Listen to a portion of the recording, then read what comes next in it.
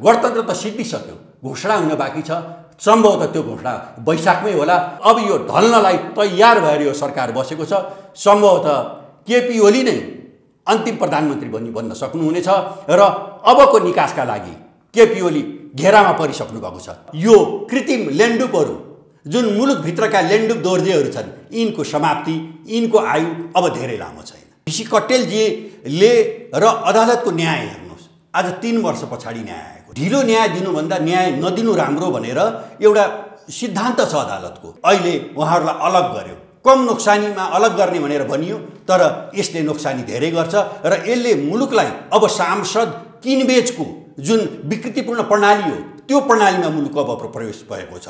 अब 26 गते फेरि अर्को हामीले नाटक देख्न पाउँछौँ कि यही नाटक गर्नका लागि हामीले कम्युनिस्टहरूको सरकार बनाएको हो। लिग बनाइएको छैन, तर विकासका नाममा रेल आयो। रेललाई अहिले छोपेर राखिएको छ। के त्यो पनि विकास हो? रेल दौडिएको छ लिगमा। उहाँहरूले सञ्चालन गरेको व्यवस्थाभित्र एउटा मेलम्चीको पानी ल्याउन 36 वर्ष लाग्यो। यही हो विकास? उहाँहरूको प्रथम नारा के थियो भने घाँस बाँस कपास को ग्यारेन्टी गर भनेर उहाँहरूले तत्कालीन सरकारलाई भन्नुभएको थियो। म उहाँहरूलाई नै सोध्न चाहन्छु, म पनि उहाँहरूसँग आन्दोलनमा हिँडेको मान्छे हो। घाँस बाँस कपासको ग्यारेन्टी गर्नुभएको छ? ग्यारेन्टी छ?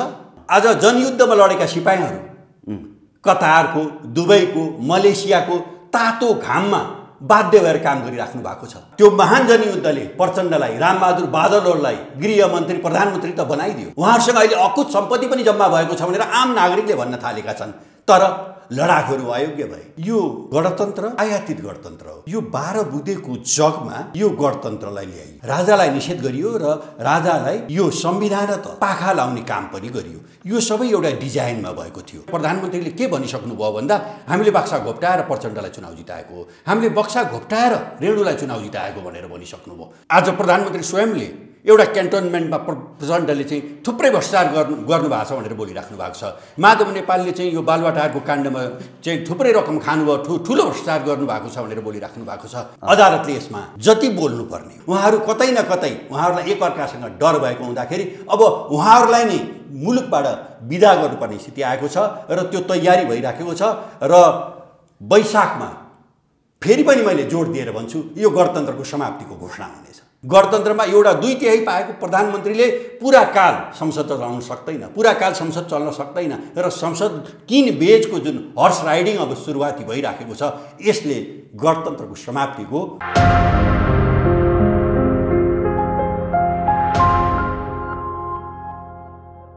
दर्शकबिन नमस्कार। PNPखबर.com को यो विशेष श्रृङ्खलामा आज हामीसँग राष्ट्रिय शक्ति नेपालका केन्द्रीय अभियन्ता रञ्जन खनालजी हाम्रो स्टुडियोमा हुनुहुन्छ। सर, यहाँलाई स्वागत गर्न चाहन्छु PNPखबर.com। नमस्कार, धन्यवाद। आराम हुनुहुन्छ सर? आरामै छ।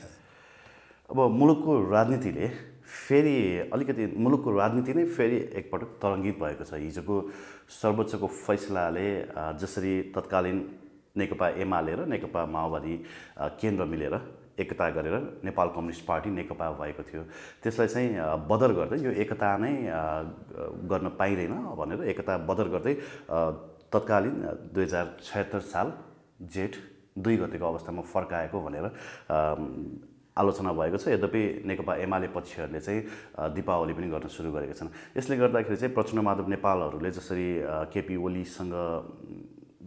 केपी ओलीको बहिर्गमनको तयारी गरिरहेका थिए, त्यसमा धक्का पनि पुगेको छैन। यो समग्र विषयवस्तुहरूलाई कसरी हेर्नुभएको छ? यो के हुन्छ भन्दाखेरि प्रजातन्त्रमा 3टा निकायहरूका बीचमा एउटा सन्तुलन कायम हुन्छ। त्यसलाई शक्ति पृथकीकरणको सिद्धान्त भनिन्छ। त्यसमा कार्यपालिका आफ्नो कहाँसम्म, कुन हदसम्म रहने हो, कार्यपालिका आफ्नो ठाउँमा रहेको हुन्छ, न्यायपालिका आफ्नो ठाउँमा रहेको हुन्छ र व्यवस्थापिका आफ्नो ठाउँमा रहेको हुन्छ। यहाँ अहिले के देखियो भन्दा यो गणतन्त्र आयातित गणतन्त्र हो। यो 12 बुँदेको जगमा यो गणतन्त्रलाई ल्याइयो।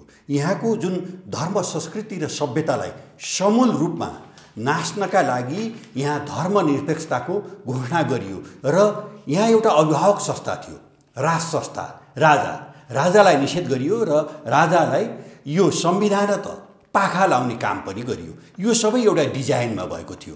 त्यसले यहाँको राजनीति के भयो भन्दा यहाँको राजनीति एउटा बिकेको राजनीतिक नेतृत्वको निर्माण भयो यहाँ। र त्यो बिकेको राजनीतिक नेतृत्वमा कहिले कुन तत्त्व हावी हुने कहिले कुन तत्त्व हावी हुने भइसकेपछि के रह्यो भन्दा तीनटा निकायका बिचमा सन्तुलन हुनुपर्ने हो, त्यो सन्तुलन पनि कायम रहेन। अहिलेको यो प्रश्न के छ भन्दाखेरि एउटा पार्टीको नाम नेकपा, नेपाल कम्युनिस्ट पार्टी नेकपा चाहिँ यो ऋषि कट्टेलको पार्टीको रूपमा यो दर्ता थियो निर्वाचन आयोगमा।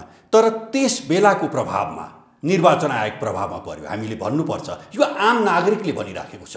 निर्वाचन आयोग आफ्नो ठाउँमा बस्न सकेन। निर्वाचन आयोगले एउटा प्रभावमा परेर दुईटा ठुला कम्युनिस्ट दलहरूलाई नेपाल कम्युनिस्ट पार्टी भनेर अर्को पार्टीको नाम दियो र त्यो गठबन्धनले मुलुकमा एउटा आफ्नो पक्षमा आम नागरिकलाई ल्याएको एउटा चाहिँ ढोङ गर्यो। आम नागरिकको समर्थन पायो कि पाएन थाहा छैन, किन भन्दा अहिले स्वयं प्रधानमन्त्रीले नै भनिराख्नु भएको छ हामीले प्रचण्डलाई चुनाव जिताएको हौँ। चुनाव त निर्वाचन आयोगले गराउनु पर्थ्यो। चुनावमा के हुन्छ भन्दा आम नागरिकले हालेको मतदाताले हालेको मत जसलाई हालेको उसका पक्षमा गनिनुपर्छ। तर स्वयं प्रधानमन्त्रीले के भनिसक्नुभयो भन्दा हामीले बक्सा घोप्टाएर प्रचण्डलाई चुनाव जिताएको हो, हामीले बक्सा घोप्टाएर रेणुलाई चुनाव जिताएको भनेर भनिसक्नुभयो।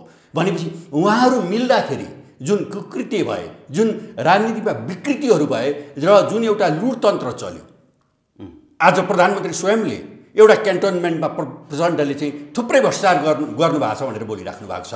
माधव नेपालले चाहिँ यो बालुवाटारको काण्डमा चाहिँ थुप्रै रकम खानुभयो, ठुलो भ्रष्टाचार गर्नुभएको छ भनेर बोलिराख्नु भएको छ। तर स्वयं प्रचण्ड पार्टी अध्यक्ष नेकपाको अहिलेसम्म पार्टी फुटेको छैन। उहाँले जुन 28 पृष्ठ होला मलाई सायद लाग्छ, 28 पृष्ठको केपी ओली चाहिँ भ्रष्टाचारहरू जन्य कार्यमा चाहिँ संलग्न हुनुहुन्छ र उहाँले अब राजीनामा गर्नुपर्छ, उहाँ त्यहाँ बसिराख्न मिल्दैन भनेर उहाँले जुन स्थायी कमिटीमा एउटा दस्तावेज छलफलका लागि लिएर जानुभयो। प्रजातन्त्रमा छलफल हुनुपर्छ, तर त्यो छलफललाई निषेध गरेर केपी ओली अगाडि बढ्नुभयो र जब दुवैजनाको मेलमिलाप हुन सकेन र संसदीय प्रणालीमा प्रधानमन्त्रीलाई यति शक्तिशाली बनाइएको हुन्छ, उसले यदि संसद चलाउन सकेन भने उसले एउटा हतियार उसको हातमा हुन्छ, उसले संसद भङ्ग गर्न सक्छ, त्यो जायज हो।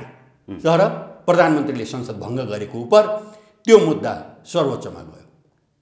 अहिले अदालतभित्र राजनीति हावी भएको छ। किन भन्दा अदालतलाई यसरी निर्माण गरियो, अदालतभित्र अहिले नेकपा एमालेका सङ्गठित सदस्यहरू, अदालतको काङ्ग्रेसका सक्रिय, अदालतको यो निर्णय सुनियोजित तरिकाले आयो अथवा सेटिङको आधारमा आयो भन्ने यहाँको तर्क हो? यसलाई सेटिङको रूपमा नभने पनि अदालतले यसमा जति बोल्नुपर्ने हो। ऋषि कट्टेलजीले र अदालतको न्याय हेर्नुहोस्, आज 3 वर्ष पछाडि न्याय आएको छ। ढिलो न्याय दिनुभन्दा न्याय नदिनु राम्रो भनेर एउटा सिद्धान्त छ अदालतको। भनेपछि आज आम व्यक्ति, यदि व्यक्तिका बारेमा कुनै यो निर्णय भएको थियो भने आम व्यक्ति त सकिसक्थ्यो। आज ऋषि कट्टेलको पार्टी त सकियो, तर यो जुन डिजाइन यो पार्टी बन्यो र अहिले जुन उहाँहरू एकीकरणको प्रयास गरिराख्नु भएको थियो र उहाँहरूको जुन बिचमा फुट भयो, यो कुनै डिजाइनले अहिले उहाँहरूलाई अलग गर्यो। कम नोक्सानीमा अलग गर्ने भनेर भनियो, तर यसले नोक्सानी धेरै गर्छ र यसले मुलुकलाई अब सांसद किनबेचको जुन विकृतिपूर्ण प्रणाली हो त्यो प्रणालीमा मुलुक अब प्रवेश भएको छ। अब दिनदिनै हामीले संसदभित्र अब 26 गते फेरि अर्को हामीले नाटक देख्न पाउँछौँ। के यही नाटक गर्नका लागि हामीले कम्युनिस्टहरूको सरकार बनाएको हो? के यही नाटक गर्नलाई हामीले 2/3 सरकार बनाएको हो?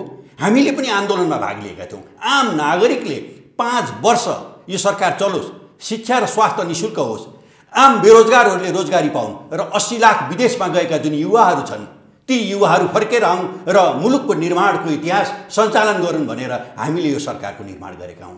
तर उहाँहरूले जुन एउटा के अरे निर्वाचनको घोषणापत्रमा जुन कुराहरूको उहाँले लेख्नु भएको थियो, के शिक्षा र स्वास्थ्य निःशुल्क भएको छ? के समृद्धि र विकास भएको छ यो देशमा? अझै पनि यसलाई समृद्धि र विकास भएको छ, अझै पनि शिक्षा र स्वास्थ्य निःशुल्क छ भनेर कोही कम्युनिस्ट पार्टी भित्रका कार्यकर्ताहरूले टिप्पणी गर्नुहुन्छ र त्यो कुरामा उहाँहरूले समर्थन गर्नुहुन्छ भने मलाई उहाँहरूप्रति दया लागेर आउँछ। कार्यकर्ताको कुरै नगरौँ न सर, प्रधानमन्त्री केपी शर्मा ओली स्वयंले भन्नुभएको छ मुलुकले विकासमा समृद्धिमा फड्को मारिसकेको छ, दुनियाँ चकित पर्ने गरी चाहिँ विकासका कामहरू अगाडि बढिरहेको छ भनेर त उहाँले पटक पटक भन्दै आउनुभएको छ। त्यो साँच्चै हो, दुनियाँ चकित परेकै छ। अहिले ट्रान्सपरेन्सी इन्टरनेसनलले नेपालका प्रधानमन्त्रीले भ्रष्टाचारको संरक्षकत्व ग्रहण गरिराख्नु भएको छ भनेर भनेको छ र भ्रष्टाचार गर्ने राष्ट्रहरूको सूचीमा नेपाल अझ उक्लिएको छ। यो प्रधानमन्त्रीले जुन बोलिराख्नु भएको छ विकास भएको छ भनेर, उहाँ भ्रष्टाचारजन्य गतिविधिलाई संरक्षक चाहिँ बन्नु भएको छ भनेर हामीले भनेको होइन, ट्रान्सपरेन्सी इन्टरनेसनलको रिपोर्टमा आएको छ। र अर्को तमासा हेर्नुहोस्, लिग बनाइएको छैन तर विकासका नाममा रेल आयो, रेललाई अहिले छोपेर राखिएको छ। के त्यो पनि विकास हो? रेल दौडिएको छ लिगमा।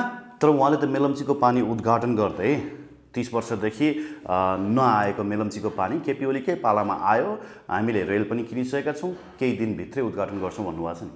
अब यो मेलम्चीको पानी कृष्णप्रसाद भट्टराईको पालामा यो सुरु भएको, मलाई लाग्छ यो एउटा मेलम्ची प्रोजेक्ट सम्पन्न हुन 35-36 वर्ष लाग्यो होला। पानी झऱ्यो, उहाँले हेर्न जानुभयो, म त्यसमा प्रधानमन्त्री केपी ओली भएको पालामा पानी आए झरेको छ, म उहाँलाई बधाई नै दिन्छु। तर उहाँहरूले सञ्चालन गरेको व्यवस्थाभित्र एउटा मेलम्चीको पानी ल्याउन 36 वर्ष लाग्यो। यही हो विकास? तर केपी ओलीको पालामा त 25% काम भयो भनिन्छ नि, केपी ओलीको 3 वर्षभित्रमा। तर उहाँहरूको प्रथम नारा के थियो भने घाँस बाँस कपासको ग्यारेन्टी गर भनेर उहाँहरूले तत्कालीन सरकारलाई भन्नुभएको थियो। म उहाँहरूलाई नै सोध्न चाहन्छु, म पनि उहाँहरूसँग आन्दोलनमा हिँडेको मान्छे हो, घाँस बाँस कपासको ग्यारेन्टी गर्नुभएको छ? ग्यारेन्टी छ? आज राष्ट्रपति यो प्रजातन्त्र दिवसको दिनमा होला सायद टुँडिखेलमा सवारी हुनुभयो, उहाँको माथि चाहिँ पुष्पवृष्टि भइराखेको थियो हेलिकप्टरबाट। तर आम नागरिक, कोभिडबाट पीडित आक्रान्त बेरोजगार नागरिकहरू एउटा पातमा, एउटा कागजको प्लेटमा भात लिएर भुइँमा बसेर भात खाइराख्नु भएको थियो। त्यो आम नागरिक, त्यो सार्वभौम सत्ता नागरिकप्रति कसैको संवेदना जाग्दैन? मुलुक त्यसप्रति जिम्मेवार हुनु पर्दैन? अनि कसरी मुलुक समृद्ध र कसरी मुलुकमा चाहिँ विकास भयो भनेर भन्ने? संविधान दिवसको दिन हो त्यो, हामीले पनि त्यो भिडियो प्रसारण गरेका थियौँ। तर प्रधानमन्त्रीले त नेपालमा कोही पनि खान नपाएर मर्दैन भनेर पटक पटक भनिरहनु भएको छ त, कोही भोको रहने छैन भनेर बोल्नु भएको छ त, यहाँले सुन्नु भएको छैन त्यो अडियो? होइन, बोल्ने र त्यसलाई व्यवहारमा उतार्ने कुरा फरक हुन्छ। आज यदि रोजगारीको यहाँ ग्यारेन्टी भएको भए आज जनयुद्धमा लडेका सिपाहीहरू कतारको, दुबईको, मलेसियाको तातो घाममा बाध्य भएर काम गरिराख्नु भएको छ। मैले यहाँलाई भन्नै पर्छ, विनम्रतापूर्वक मैले भन्नै पर्छ, आज जनआन्दोलन सफल भयो, राष्ट्रिय जनयुद्ध, महान जनयुद्ध भनेर भनियो। तर त्यो महान जनयुद्धले प्रचण्डलाई, रामबहादुर बादलहरूलाई गृहमन्त्री, प्रधानमन्त्री त बनाइदियो। उहाँहरूसँग अहिले अकुत सम्पत्ति पनि जम्मा भएको छ भनेर आम नागरिकले भन्न थालेका छन्। तर लडाकुहरू अयोग्य भए। मैले आज मात्रै यो फेसबुकमा एउटा हेरेको थिएँ, स्वयं कमरेड प्रचण्डको अङ्गरक्षक अहिले अपाङ्ग भएर बसिराख्नु भएको छ। कैयन लडाकुहरू अहिले अपाङ्ग हुनुहुन्छ। उहाँहरूको घाँस बाँस कपासको ग्यारेन्टी राज्यले गर्नु पर्दैन? हामी ती लडाकुहरूलाई भन्छौँ, यदि हाम्रो व्यवस्था आयो र उहाँहरू साँच्चै यो राष्ट्रवादी धारलाई र यहाँ राज संस्था ल्याउनलाई उहाँहरूले फेरि अर्को एउटा युद्ध लड्नुभयो भने त्यो लडाइँको, त्यो युद्धको त्यो हामीले जिम्मा लिन्छौँ र आम नागरिकहरूको जिम्मा लिन सक्यो भने मात्रै राष्ट्र इमान्दार हुन्छ र त्यहाँ राष्ट्रवादको विकास हुन्छ। हामी राष्ट्रवादी हुनका लागि हाम्रो प्रति मुलुकले गर्ने कर्तव्य मुलुकले गर्नुपर्छ। अहिलेको जुन राजनीतिक नेतृत्व छ, यो राजनीतिक नेतृत्व यो वा त्यो मानीमा बिकिसकेको छ। यसले धर्म बेच्यो, यसले संस्कृति बेच्यो, यसले हाम्रा सभ्यताहरू बेचेको छ, यसले हाम्रा बिचमा रहेको एकतालाई फुटाएको छ, यसले हाम्रो मुलुकको अखण्डतालाई तोडेको छ।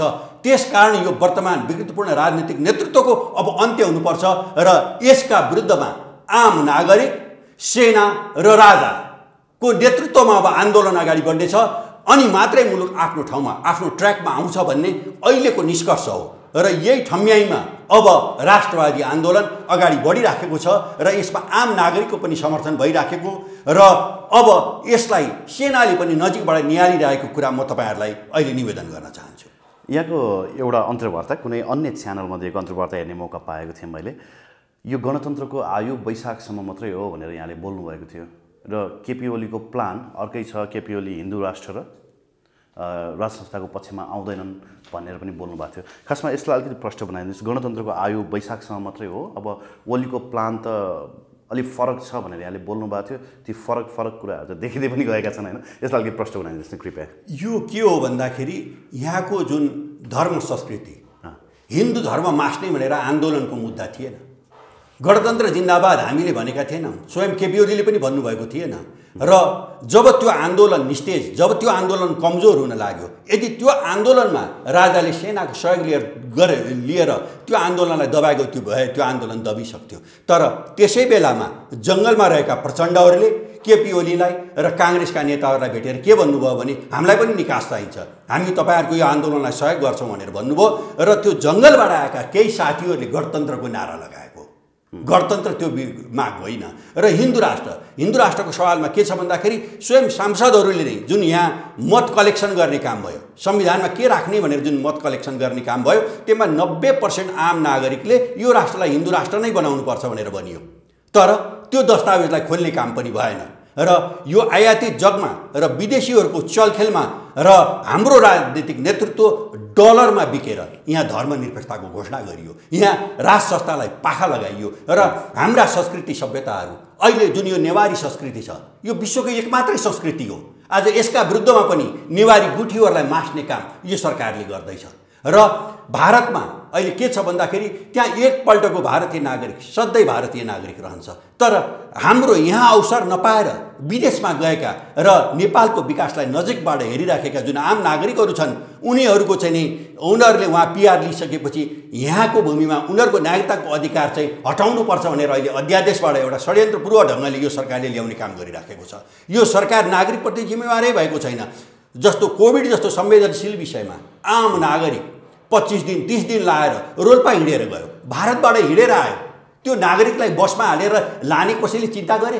तर आज उहाँहरूले आन्दोलनको नाममा बसमा हालेर लिएर आइराख्नु भएको छ, ब्याङ्केटमा खुवाएर राखिराख्नु भएको छ, सुताउने व्यवस्था गर्नुभएको छ। आखिर के का लागि? सत्ता प्राप्ति र यो मुलुक लुट्ने आन्दोलनका लागि उहाँहरूले खर्च गरिराख्नु भएको छ। त्यसकारण आम नागरिकका माझ उहाँहरू नाङ्गिसक्नु भएको छ। त्यसकारण पनि अब आम नागरिकले उहाँहरूको यो चरित्र बुझेर, यो विकृति बुझेर हाम्रो संस्कृति सभ्यता र नेपालको पहिचानलाई जोगाउन र नेपालको अखण्डतालाई जोगाउन र नेपालका जुन यो नेपाल निर्माणको इतिहास बोकेको राज संस्था पृथ्वीनारायण शाहले यदि एकीकरणको अभियान नबढाइदिएको भए उहाँहरू अहिले कुन देशमा राजनीति गर्नुहुन्थ्यो? सायद भारतमा गर्नुहुन्थ्यो, बङ्गलादेशमा गर्नुहुन्थ्यो, चाइनामा गर्नुहुन्थ्यो, कहाँ गर्नुहुन्थ्यो? सायद नेपालै रहने थिएन होला। त्यसकारण त्यो संस्थामाथि न्याय गर्नुपर्छ र त्यसकारण हाम्रो अगुवा राज संस्थालाई हामीले स्थापित गर्नुपर्छ। आम नागरिक र राज संस्था अनि मुलुकको सेना किन ठुलो हेरेर बस्ने? जब राष्ट्रियता खतरामा परेको छ, राष्ट्रियता सङ्कटमा परेको छ, अब सेना कुन खालको शक्ति हो?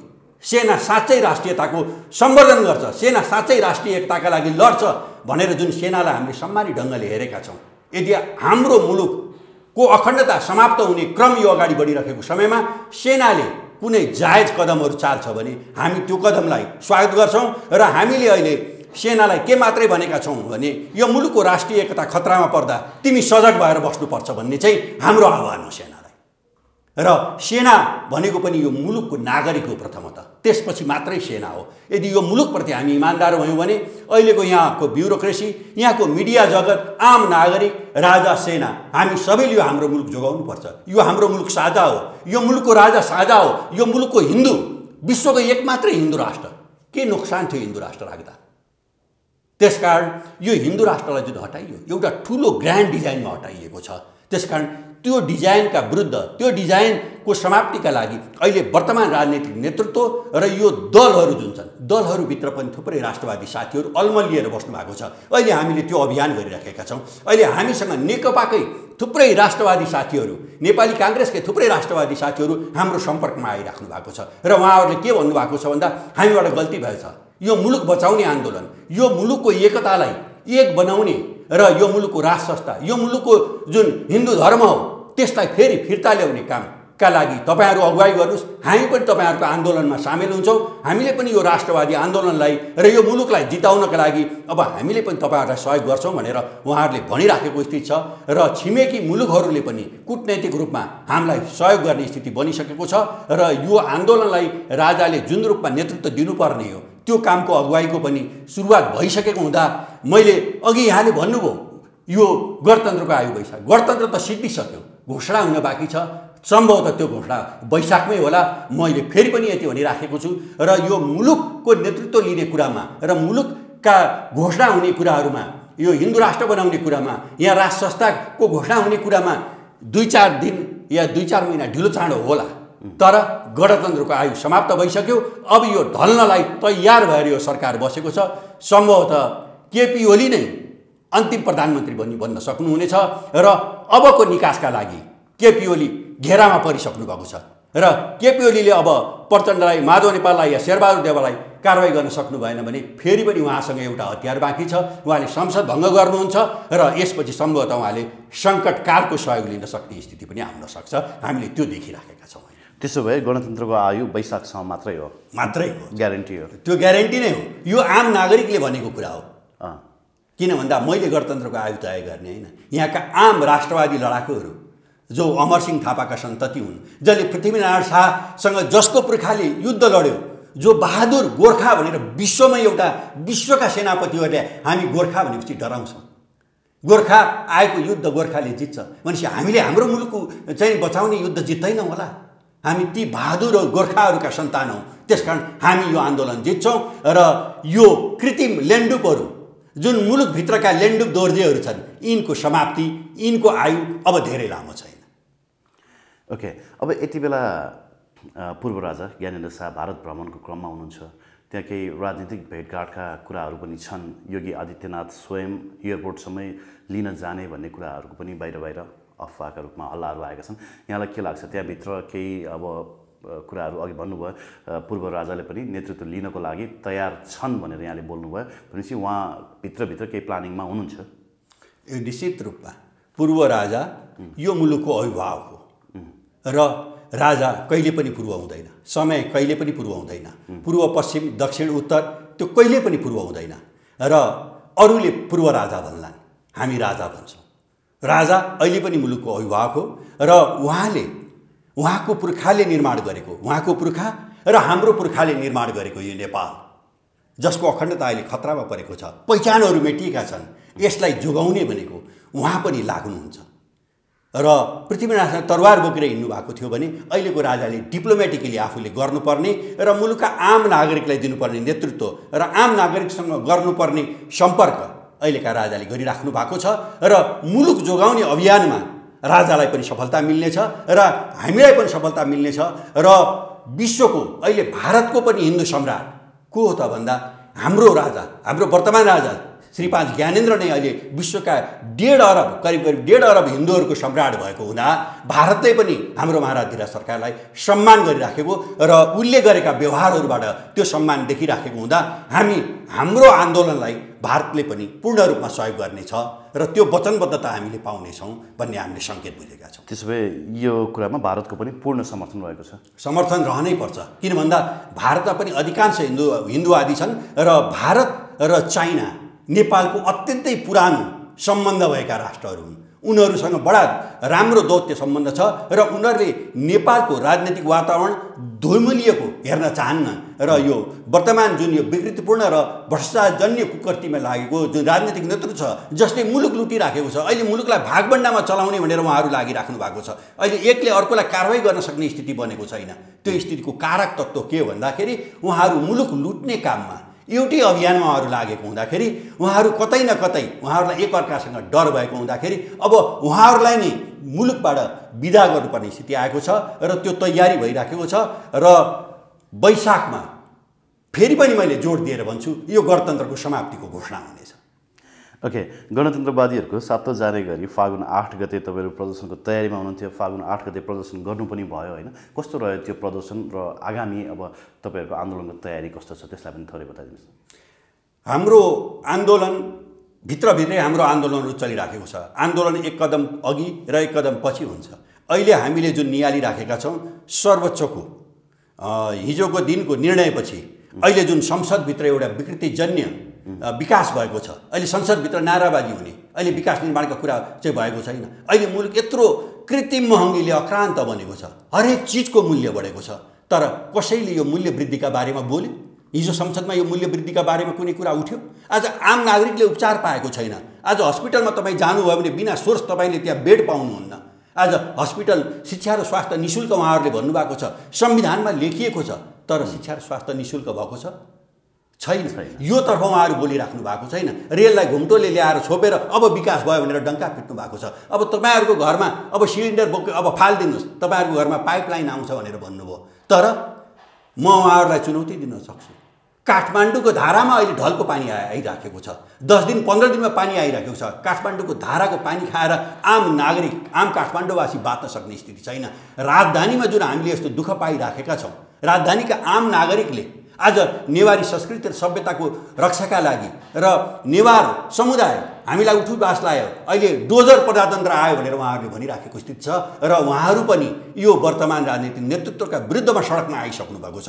र यसरी धेरै कुराहरू जब मिलेर सडकमा आउँछ र मुलुकको अखण्डतालाई जोगाउनको निम्ति, मुलुकका पहिचानहरूलाई जोगाउनको निम्ति हाम्रो आन्दोलनले नजिते मुलुक हार्छ। त्यसैले मुलुकलाई जिताउनको लागि हाम्रो आन्दोलनले जित्छ। र वैशाखभित्रमा यो गणतन्त्र, धर्मनिरपेक्षता र सङ्घीयता, यहाँले अघि गणतन्त्र भन्नुभयो, गणतन्त्र मात्रै होइन, यो तीनवटै कुरालाई हामीले विदा गर्छौँ। र चौथो कुरा भनेको वर्तमान राजनीतिक नेतृत्व जसभित्र हजारौँ लेन्डुप दोर्जेहरूको निर्माण भएको छ, तिनको पनि विदाई अब धेरै लामो समय हामीले कुर्नु पर्दैन। र मुलुकले पहिचान जोगाउनको लागि, मुलुकले राष्ट्रसत्ता जोगाउनको लागि, मुलुकले आफ्नो अखण्डता जोगाउनको लागि र मुलुकका आम नागरिकले आफ्नो मौलिक अधिकार रक्षा गर्नका लागि अब यो व्यवस्थालाई समूल रूपमा विदा गर्नुपर्छ। र अब सबैजना हाम्रो आन्दोलनमा आएर यो आन्दोलनलाई मूर्त रूप दिनुपर्छ। र यो गणतन्त्र, संहिता र धर्मनिरपेक्षतालाई अब विदा गर्ने आन्दोलनको अगुवाई स्वयं राजाले, आम नागरिकले र आवश्यक परे सेनाले पनि गर्नुपर्छ। हाम्रो ठहर र ठम्याइ त्यही हो। र यो आन्दोलनमा ठ्याक्कै यही हुन्छ भनेर भन्न सक्ने स्थिति रहँदैन। र यो आन्दोलन सफल भइसकेपछि आन्दोलनका बारेमा कुन पक्षले कस्तो कस्तो भूमिका गर्यो, यहाँहरूको पनि ठुलो भूमिका हुन्छ। र हामी त्यस बेलामा बसेर तपाईँसँग यो मुलुकको परिवर्तन जुन मुलुकले मागेको छ त्यो परिवर्तन निश्चित रूपमा हुनेछ। र त्यस बेलामा परिवर्तन कसरी भयो भन्ने कुराको पनि समीक्षा गर्नेछौँ। अहिलेलाई मैले तपाईँलाई यति मात्रै निवेदन गरेँ। र जुन यो तपाईँले प्रयास गर्नुभयो, आज यो मुलुक परिवर्तनको सङ्घारमा छ। अब गणतन्त्र सिद्धिसकेको छ। यो ढल्न लागेको गणतन्त्र अब वैशाखको घोषणापछि यो सिद्धिनेछ। र आम नागरिक र अब केपी ओलीले या यो संसद जुन आम नागरिकले स्थिर सरकार बनोस् भनेर जुन एउटा मतदान गर्नुभयो, त्यो यो गणतन्त्र चलाउन, त्यो गणतन्त्र नचल्ने अब देखिसकेको छ। गणतन्त्रमा एउटा 2/3 पाएको प्रधानमन्त्रीले पुरा काल संसद चलाउन सक्दैन, पुरा काल संसद चल्न सक्दैन। र संसद किन बेचको जुन हर्स राइडिङ अब सुरुवाती भइराखेको छ, यसले गणतन्त्रको समाप्तिको एउटा सङ्केत हामीले पाइसकेका छौँ। हस् रञ्जनजी, यहाँलाई धन्यवाद दिन चाहन्छु समय संवादका लागि। धन्यवाद, नमस्कार।